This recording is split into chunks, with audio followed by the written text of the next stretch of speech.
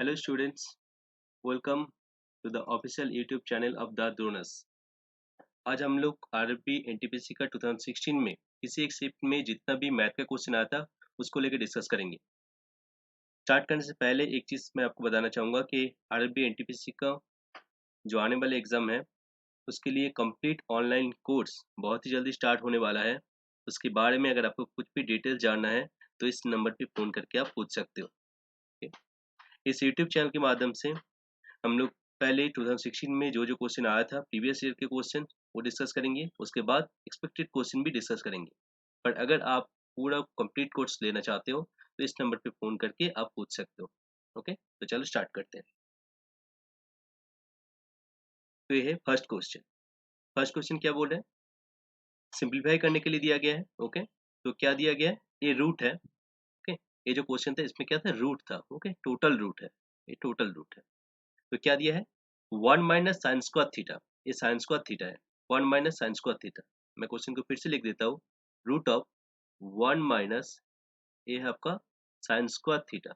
Okay, divided by क्या है? 1 minus cos square theta. ये आपको दिया गया है। देखो बहुत ही इजी क्वेश्चन है। Root of 1 minus sine square theta. 1 minus sine square theta मतलब क्या होता है? कॉस स्क्वायर थीटा, है ना। Divided by cos square theta मतलब क्या होता है? साइन स्क्वायर थीटा होता है। हमें पता है कि कॉस बाय साइन क्या होता है? कॉट होता है। तो ये हो गया cot square theta. Root cot square theta मतलब क्या? Cot theta. Root cot square theta मतलब कॉट थीटा। ओके, ये सबको पता है। चलो नेक्स्ट क्वेश्चन। अब क्या दिया है? राज scored 67, 69, 78 and 88 in four of his subjects. What should be his score in fifth subject so that his average equal 8? Okay, अच्छा इस क्वेश्चन को करने के लिए मैं आपको दो तरीका बताऊंगा। ओके, फर्स्ट तो सीधे सीधा हम लोग ऐसे कर सकते हैं कि चार सब्जेक्ट का जो टोटल था वो निकाल सकते हैं। चार सब्जेक्ट का जो टोटल था वो निकाल सकते हैं। और वो टोटल कितना होगा? देखो 67 प्लस 69 प्लस 78 प्लस 88। अगर हम इसको ऐड कर ले, अगर हम इसको ऐड कर ले तो इस चारों का जो सम होगा, इस चारों का जो सम होगा वो कितना होगा? 302। इसका सम आ जाएगा आपका 302। ओके, अब हमें बोला गया है कि पांच सब्जेक्ट का जो एवरेज होना चाहिए वो 80 होना चाहिए। तो एवरेज 80 मतलब सम कितना होगा? ये हम लोग सम लिख रहे हैं 400। तो पांच का सम अगर 400 है, चार का अगर 302 है, तो जो फिफ्थ सब्जेक्ट है मेरा उसका वैल्यू कितना होगा? उसका 400 माइनस 302। यही तो पूछा था, जो है आपका 98। ओके, इसका आंसर होगा 98। बात क्लियर है? समझ में आया होगा ये? ओके, अब देखो इस चीज को हम लोग और एक तरीके से भी कर सकते हैं। ओके, ये जो दूसरा कॉन्सेप्ट है इसको आप जान लो, दूसरे क्वेश्चन में भी यूज कर सकते हो। ओके, क्या है कॉन्सेप्ट? देखो एक चीज, ये शायद आपको समझ में आ गया होगा। मैं नेक्स्ट कॉन्सेप्ट में जा रहा हूँ, तो पहले मैं इसको इरेज कर देता हूँ। देखो, आपको बोला गया था कि जो पांच सब्जेक्ट है उसमें एवरेज कितना करके होना चाहिए? 80 करके होना चाहिए। 80 करके होना चाहिए। सही, इन सब में 80 80 80 ऐसा करके होना चाहिए। जबकि फर्स्ट चार सब्जेक्ट में 67 है, 69 है, 78 है, 88 है। तो क्यों ना हम ऐसे देखें कि मुझे तो 80 चाहिए था फर्स्ट में, पर 80 तो है नहीं, कम है। कितना कम है? 13 कम है। नेक्स्ट में कितना कम है? 11 कम है। नेक्स्ट में क्या है? 2 कम है। और नेक्स्ट में 8 ज्यादा है ना।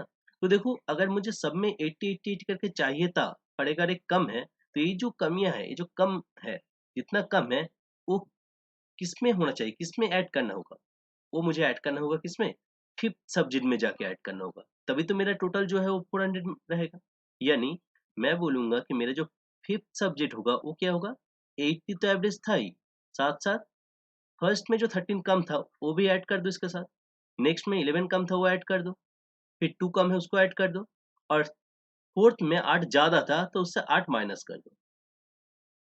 यानी मेरा फिफ्थ सब्जेक्ट जो होगा वो क्या होगा? 80 plus 13 plus 11 plus 2 minus 8।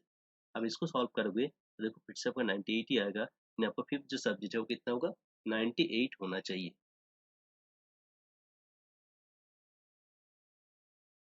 Okay, बात समझ में आया? चलो चलते हैं नेक्स्ट क्वेश्चन में। Aman and Ajay can build a wall in 9 days and 12 days respectively.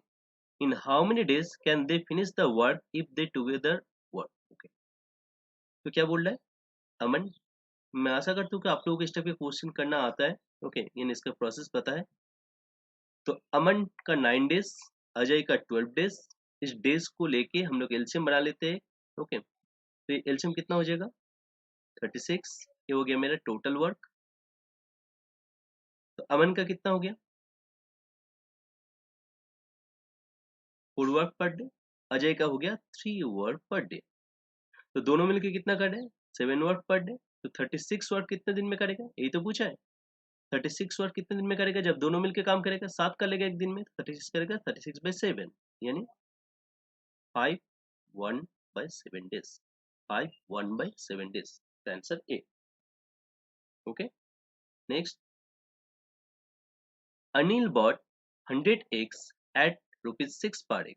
Okay, he sold 25 eggs at 10% profit, another 25 eggs at 25% loss, and balance 50 eggs at 20% profit.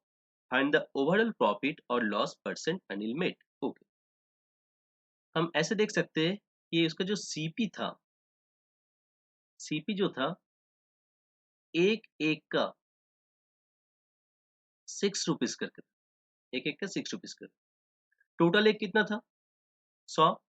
तो इस 100 एक्स के लिए कितना होगा 600, तो ये था उसका टोटल सीपी।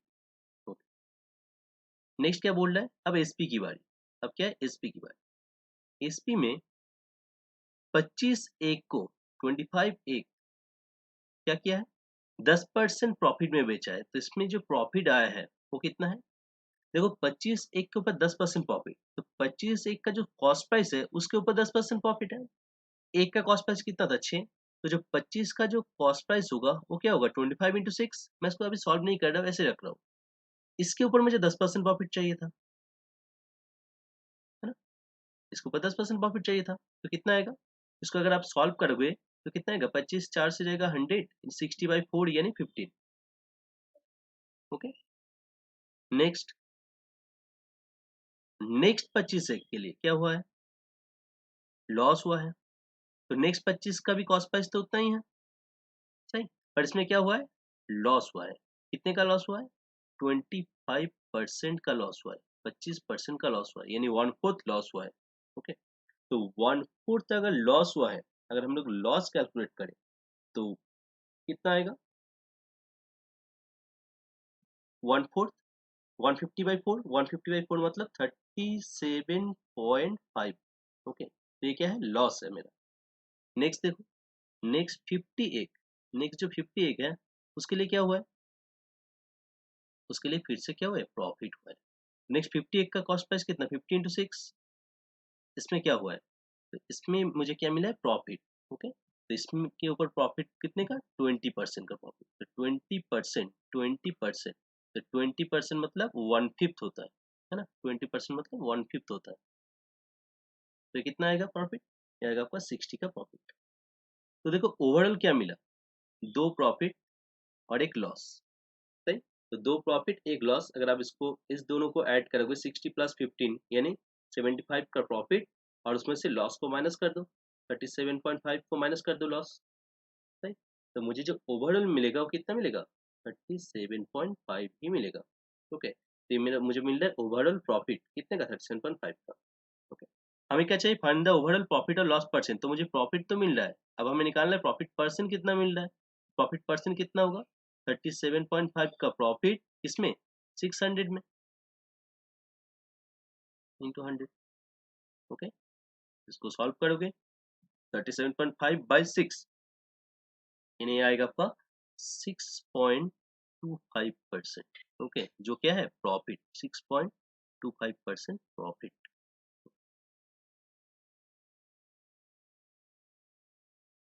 ओके, नेक्स्ट,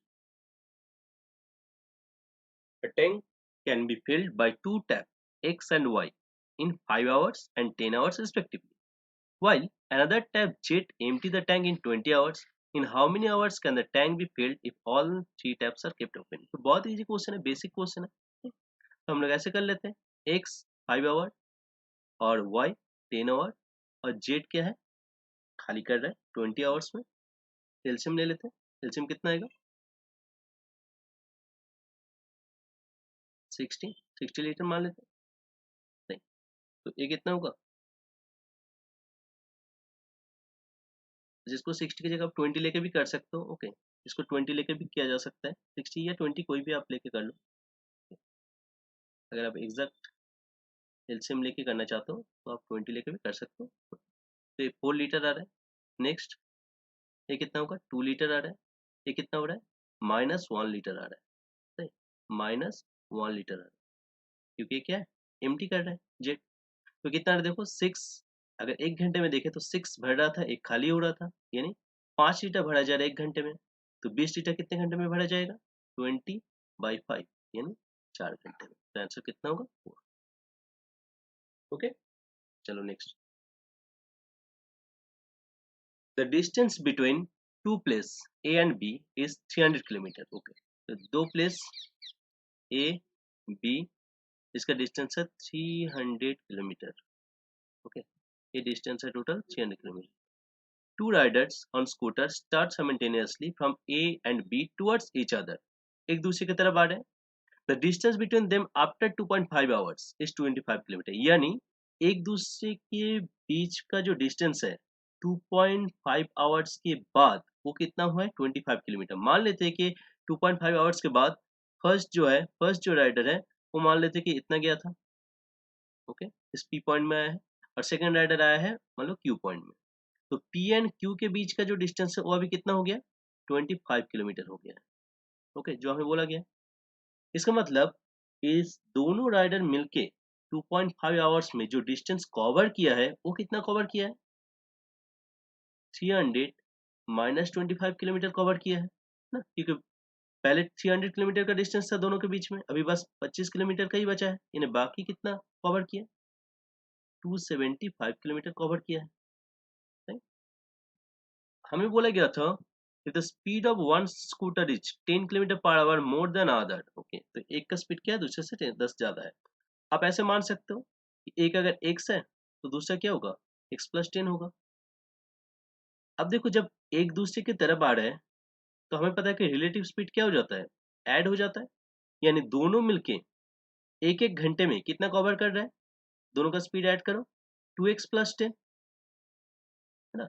अगर फर्स्ट स्कूटर x जा रहा है तो दूसरा क्या हो रहा है, x+10 आ रहा है, तो टोटल कितना कवर हो रहा है, 2x+10। तो 2.5 आवर्स में कितना कवर होगा, कितना, और ये किससे इक्वल है, 275 से। ओके, अगर हम इस x को सॉल्व करें, तो कितना आएगा, देखो x कितना आएगा,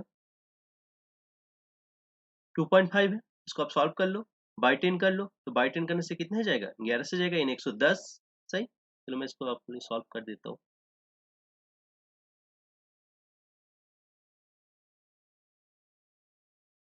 अगर आप इसको पॉइंट को हटाते हो, बाई 10 करते हो तो ये 11 से जाएगा, यानी 2x+10 इक्वल टू 110, ऐसा ही तो होगा। x इक्वल टू कितना हो जाएगा, 50। ओके, x 50 मतलब एक होगा 50, दूसरा क्या होगा 50+10 यानी 60। तो ए होगा आपका 50 एंड 60, देखो कहाँ पे ऑप्शन है। ओके, चलो नेक्स्ट क्वेश्चन क्या बोल रहा है, Meena took a car loan for rupees 275,000 from the bank. She paid an interest at the rate 8% per annum and settled the account after 3 years. At the time of settlement, she gave her old scooter to the bank plus 335,000. What price did the scooter fetch? Okay, देखो क्या बोला है। First तो जो loan लिया था वो principal था, तो जब वापस कर रहे बैंक को वो कितना लौटाएगा, टोटल अमाउंट लौटाएगा, यानी 275,000 प्लस जो इंटरेस्ट बन रहा है। सही, ये ऐसा ही है। ओके, देखो इसमें कुछ सी पेड एंड इंटरेस्ट बोला है ना, तो जब इंटरेस्ट ऐसा बोला जाएगा, कुछ अलग से मेंशन नहीं किया है कि ऐसा ही ऐसा ही, तो हम मानेंगे कि वो ऐसा ही है। ओके, तो इतना लौटाना है। जबकि उसने लौटाया क्या है, देखो एक स्कूटर लौटाया है। ओके, एक स्कूटर लौटाया है जिसका वैल्यू हमें चाहिए, मान लेते कि एक्स, प्लस 335000 इतना लौटाया है ना। जबकि हमें पता है कि इस 3350 प्लस एक्स ये टोटल अगर उसने लौटाया है तो इसी के अंदर एक प्रिंसिपल भी लौटाया है, साथ साथ इंटरेस्ट भी लौटाया है ना। यानी इस अमाउंट से अगर मैं इस पार्ट को माइनस कर दूं तो बाकी जो बचा मेरा वो क्या होगा, बस इंटरेस्ट होगा। आप इसको अमाउंट से भी कैलकुलेट कर सकते हो, मैं चाहता हूँ कि सीधे सीधे इंटरेस्ट से कैलकुलेट करूँ। तो क्यों ना मैं इसमें से प्रिंसिपल को माइनस कर देता हूँ, यानी x प्लस 335000 से अगर आप प्रिंसिपल को माइनस कर दोगे तो बाकी जो बचा मेरा वो क्या है, मेरा इंटरेस्ट है ना। तो इसमें देखो कितना आ रहा है। तो अगर हम इसको माइनस कर दें, यानी x प्लस 335000 से 27500 को माइनस करोगे तो कितना आएगा, x प्लस 6000। तो ये क्या है, मेरा इंटरेस्ट है, क्योंकि हमने प्रिंसिपल को माइनस कर दिया है। अब एक चीज देखो, जो इंटरेस्ट देना था वो इंटरेस्ट क्या है, इसके ऊपर 8% है ना, वो भी 3 साल के लिए। तो मुझे तो पता है कि जो इंटरेस्ट देना है वो कितना होगा, 27500 का 8% करके 3 साल का इंटरेस्ट देना है उसे, है ना। इसको अगर हम लोग सॉल्व कर ले तो 275 इंटू 8 इंटू 3, ओके, तो ये कितना आएगा, ये आपका आएगा 66000, ओके, ये आपका आएगा 66000। तो टोटल इंटरेस्ट हो गया 66000, जबकि उसने इंटरेस्ट कितना दिया था, x प्लस 6000। इसमें से अगर आप 6000 को माइनस करोगे, यानी x प्लस 6000, इसी का वैल्यू है 66000, x का वैल्यू कितना होगा 60000, और x क्या था, स्कूटर था मेरा, स्कूटर का प्राइस, स्कूटर का प्राइस कितना है 60000,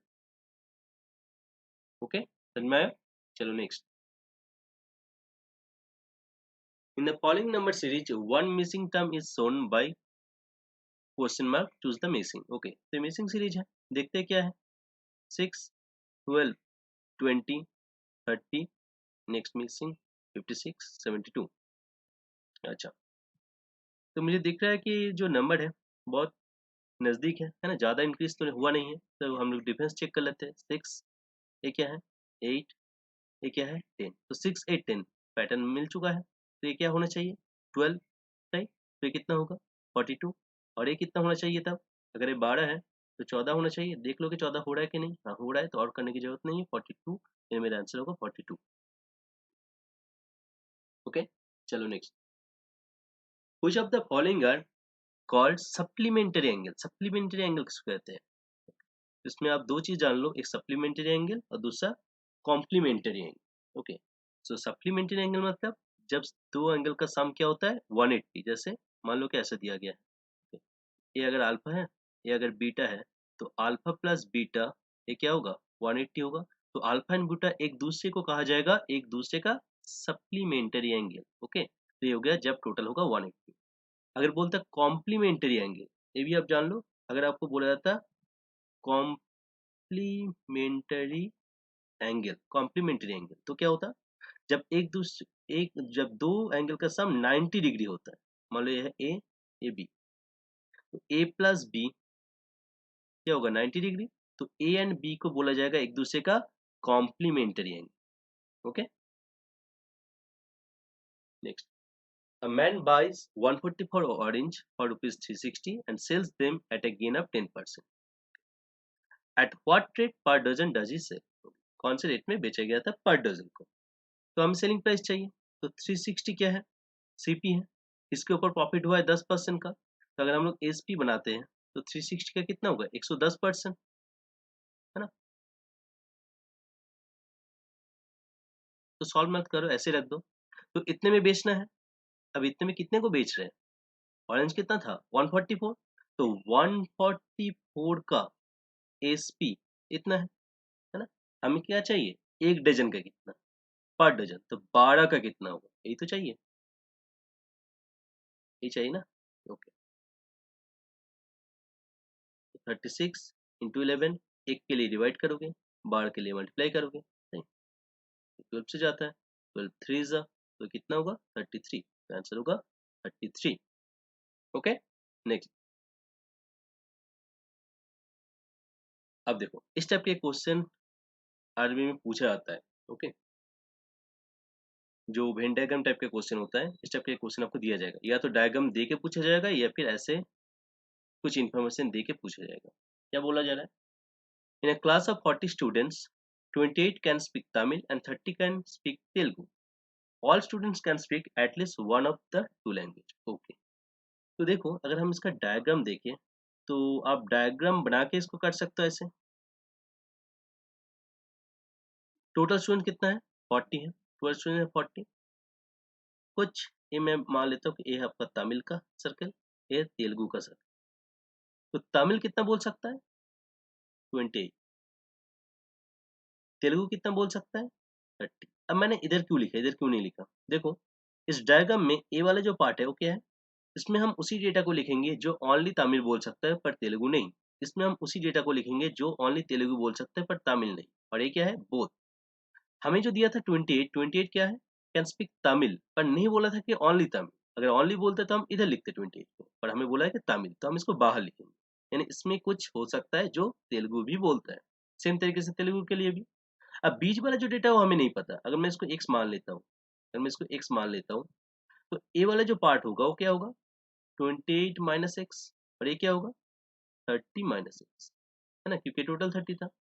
अब हम बोल सकते हैं कि 28 minus x plus x plus 30 minus x जो है आपका 40, जो है आपका 40। ओके, इसको अगर आप सॉल्व करते हो तो देखो 58 आ रहा है, तो एक्स इक्वल टू कितना है? 58 माइनस 40 यानी 18, तो हो जाएगा आपका 18। ओके, तो ये वाला पार्ट हो गया आपका 18। मैं इधर लिख लेता हूँ,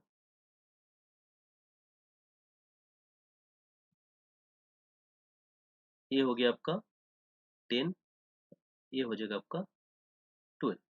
ओके, तो 18 10 एंड 12 ये तीनों आ रहे हैं। अब इसको आप ऐसे भी कर सकते थे, ये भी देख लो। अच्छा इधर लिख देता हूँ, in A union B equal to n A plus n B minus n A intersection B steps. Okay, तो ए यूनियन बी मतलब ये क्या है? 40। ये क्या हो गया आपका? 40। ओके, तो मेरा जो इक्वेशन बनेगा वो कैसे बनेगा? 40 equal to 28 plus 30 minus n x. तो जब आप निकालोगे इसको सॉल्व करोगे तो एक्स इक्वल टू आएगा 8। ओके, ऐसे भी कर सकते। ओके, अब क्वेश्चन क्या था? Find the number of person who can speak only Telugu. Only Telugu मतलब कौन सा? तेलुगु बोला है ओनली, तो ये वाला पार्ट कितना है? 12, तो मेरा आंसर होगा 12। Okay, next question. अच्छा उसी के ऊपर क्वेश्चन है, find the number of students who can speak only Tamil. तो ओनली तमिल चलो देख लेते हैं। ओनली तमिल कौन सा था? ये वाला पार्ट था। ओनली तमिल मतलब कितना है? 10। ओनली तमिल है 10, तो आंसर होगा 10, B10। Okay, next next. Find the number of students who can speak both Tamil and Telugu. तो बोथ तमिल एंड तेलुगु कितना था? वो जो बीच वाला कॉमन वाला पार्ट था, ये जो कॉमन वाला पार्ट वो बोथ है, और वो कितना आया था? 18। सही, तो इसका आंसर होगा 18। ओके, समझ में आया? चलो नेक्स्ट क्वेश्चन। अब क्या बोल रहे हैं? Calculate the amount on ₹37500। 37500, इसके ऊपर हमें क्या चाहिए? अमाउंट निकालना है। ओके, इसके ऊपर अमाउंट निकालना है। कैसे? 8% per annum compounded half yearly for 1.5 years. Okay, तो दो चीज आपको जानना है कि हाफ ईयरली जब बोला जाएगा, अगर पर एनम करके दिया गया है तो उसका आधा हो जाएगा, यानी 4% करके अभी मिलेगा। पर कब मिलेगा? पर एनम अगर होता तो 1 साल के बाद मिलता, पर हाफ ईयरली बोला है तो हर 6 मंथ के बाद मिलेगा, हर 6 मंथ के बाद मिलेगा, यानी 1.5 ईयर्स के अंदर कितनी बार मिलेगा? टोटल 3 टाइम्स मिलेगा, 3 टाइम्स मिलेगा। ओके, तो हमें 3 बार कैलकुलेट करना है। मैं इस क्वेश्चन में पहले सीआई निकाल लूंगा, उसके बाद अमाउंट में जाऊंगा। ओके, तो फर्स्ट ईयर में हमें क्या मिलेगा? इसका 4%, इसके ऊपर क्या मिलेगा? 4% मिलेगा, तो इसका 4% निकालते हैं। इसका अगर 4% निकालोगे तो कितना होगा बताओ? इंटू 4/100, तो 4 इंटू 375 यानी 1500। नेक्स्ट, आपको पता है कि नेक्स्ट ईयर में क्या होता है कि 1500 तो मिलेगा ही, साथ साथ इसके ऊपर भी एक 4% मिलेगा, इसका 4% मिलेगा, है ना। इसका 4% कितना होगा 60।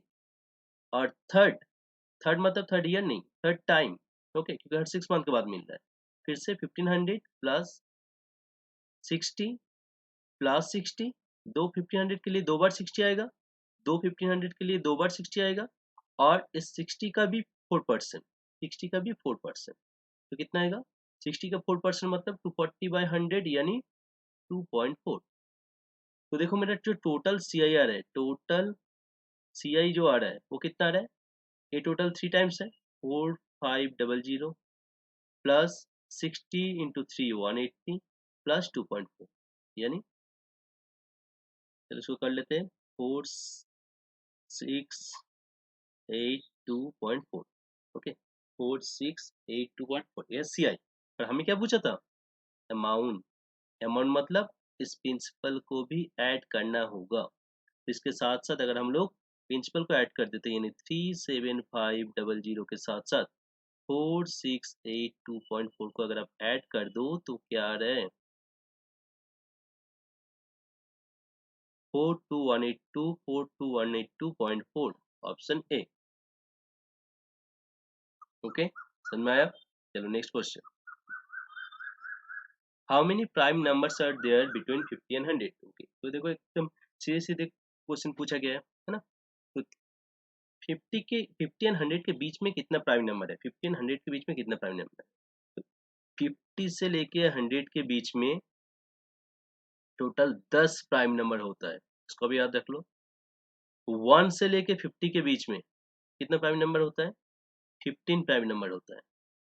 1 से लेके 50 के बीच में कितना होता है, 15 प्राइम नंबर होता है। 50 से लेकर 100 के बीच में कितना होता है, 10 होता है। तो 1 से लेकर 100 के बीच में कितना हो गया, 25 टोटल प्राइम नंबर हो गया। तो इसमें आंसर क्या होगा 10। Next, what percent of 1 our is 1 minute and 12 second. ये तो बहुत इजी क्वेश्चन है ना।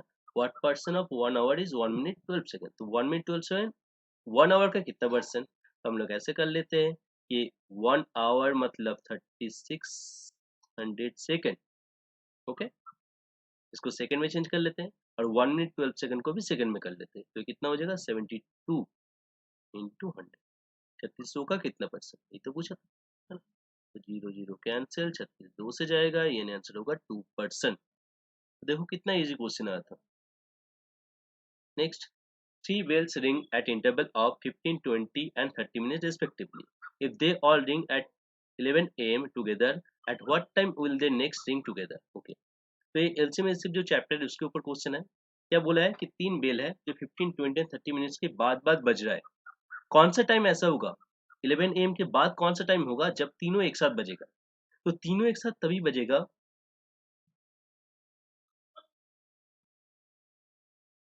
15, 20 एंड 30 का अगर हम लोग एलसीएम बनाते हैं, 15, 20 एंड 30 का अगर हम लोग एलसीएम बनाते हैं तो इसका एलसीएम कितना आएगा 60, यानी 60 मिनट्स के बाद बाद हर कोई फिर से एक साथ बजेगा। हर 60 मिनट्स के बाद फिर से क्या होगा, तीनों बेल फिर से एक साथ बजेगा, ओके। तो 60 मिनट्स मतलब क्या, 1 आवर, तो 1 आवर के बाद फिर से एक साथ बजेगा। तो 11 एम के बाद फिर से 1 घंटा कितना 12, तो 12 बजे फिर से एक साथ बजेगा, ओके। बात समझ में आया। Next, A's height is 5/8 of B height, तो ए का हाइट क्या बोल रहा है, बी से 5/8 है। अगर हम लोग रेशियो बनाए तो ए का हाइट बी से 5/8 है, यानी बी अगर 1 होगा तो ए क्या होगा 5/8 होगा। रेशियो क्या है 5:8 है, यही तो बोला है। What is the ratio of B height to A's height, तो बी के साथ ए का रेशियो क्या है, तो 8:5, कुछ भी नहीं करना है इसमें। 2/3 of children are in the age group 1 to 12 years. Of this, if 3/4 are in the age group of 1 to 8 years, find the fraction of children in the age group of 9 to 12 years. Okay. तो मान लेते कि जो total student है वो है 30। अब इसका क्या बोला है कि 2/3 जो है वो क्या है 1 से 12 साल के बीच में है। तो इसका 2/3 मतलब क्या हो गया 20 हो गया। ओके। ऑफ दिस मतलब इस 20 का 3/4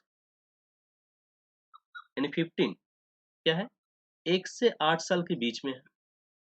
तो बाकी जो बचा यानी जो 5 बचा वो क्या होगा, 9 से 12 साल के बीच में होगा। हमें वही पूछा है कि ये जो बाकी 9 से 12 साल के बीच में है बच्चा, वो कितना फ्रैक्शन है इसका, find the fraction of children. तो टोटल चिल्ड्रन कितना था मेरा 30, 30 का कितना फ्रैक्शन है, यानी 5/30, 1/6 है। ओके, इसमें गलत मत करना है, 20 का नहीं निकालना है हमें। ओके, हमें बोला है कि find the fraction of children in the age, यानी टोटल चिल्ड्रन जितना है उसका कितना फ्रैक्शन है, तो आंसर होगा 1/6। चलो next. In a company, 10 employee get a salary of rupees 33,6200 and 15 employee get a salary 33,550. What is the average salary per employee? Okay. तो ये भी बहुत इजी क्वेश्चन है, पहले टोटल निकालते हैं। टोटल का क्या होगा,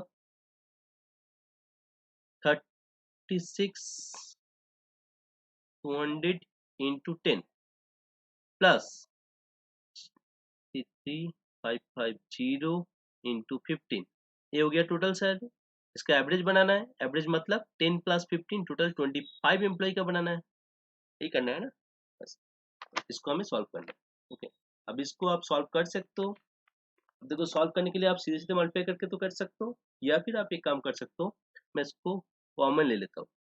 ओके, कॉमन ले, जैसे मैं अगर पहले 5 कॉमन ले लेता हूँ, कब 2 पार्ट में कर सकते हो, 5 कॉमन लेने से क्या बचेगा, 3,6,200 इंटू 2 प्लस देखो 3,3,550 इंटू 3/25 ऐसा। तो ये 5 फिर से 5 से चला जाएगा, है ना। और फिर से आप इसको छोटा करना।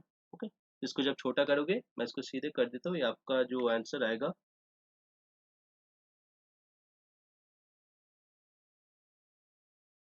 ये आपका आएगा 34610। ओके, ये आपका आएगा 34610, इसको ऐड कर दो। Next, Ram is 4 times his son's age today, 5 years since Ram will be thrice his son's age। Okay, तो क्या बोल रहा है कि राम का एज क्या है, उसके सॉन्स का 4 टाइम्स है, प्रेजेंट है तो 0 करके लिखते हैं, और 5 साल के बाद, 5 साल के बाद यानी +5 करके लिखते हैं, क्या होगा 3:1 होगा। बीच में लिख लेते हैं 5, क्योंकि 5 साल का देखो गैप है। ओके, अब जो तरीका है कैसे करते हैं, इसका डिफरेंस देखते हैं, है ना। 4 एंड 1 का डिफरेंस कितना है 3, 3 एंड 1 का डिफरेंस कितना है 2, और फिर क्या करना है, क्रॉस मल्टीप्लाई करना है। सेम नहीं है ना, तो क्रॉस मल्टीप्लाई करना है। तो 2 से ऊपर को मल्टीप्लाई करोगे तो कितना हो जाएगा 8:2, 3 से मल्टीप्लाई करोगे तो कितना हो जाएगा 9:3, बीच में अभी भी 5 लिख लो। अब देखो कि रेशो में चेंज कितना हुआ है, 1 रेशियो, इधर भी देखो आपको 1 रेशियो मिल रहा है, तो इस 1 रेशियो का वैल्यू कितना बोलोगे 5, 1 का 5, 8 का कितना होगा। अगर आप इसका बनाओगे, अगर आप राम का प्रेजेंट एज बनाना चाहते हो, तो आप 8 रेशियो का वैल्यू निकालोगे, 1 रेशियो का 5, 8 रेशियो का कितना होगा 40, और सॉन्स का निकालोगे तो 2 रेशियो का वैल्यू कितना होगा 10। तो एक अगर 40 है तो दूसरा है 10, यानी बी। अगर आपको 5 साल बाद का पूछा जाता तो हम नीचे के रेशियो से बनाते। Okay, next, cot a equal to 12/5, then sin a plus cos a into cosec a कितना होगा।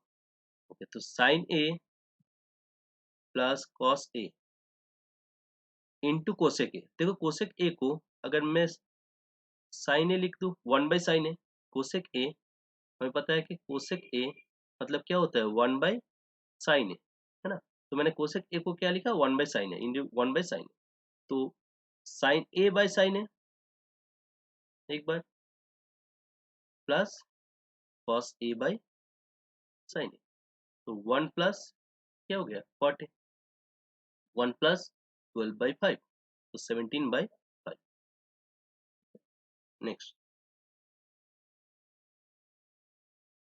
ए square minus B square by A plus equal to 25, हमें चाहिए A minus A square minus B square मतलब सबको पता है A plus B into A minus B by A plus B equal to 25, cut गया A minus B equal to 25।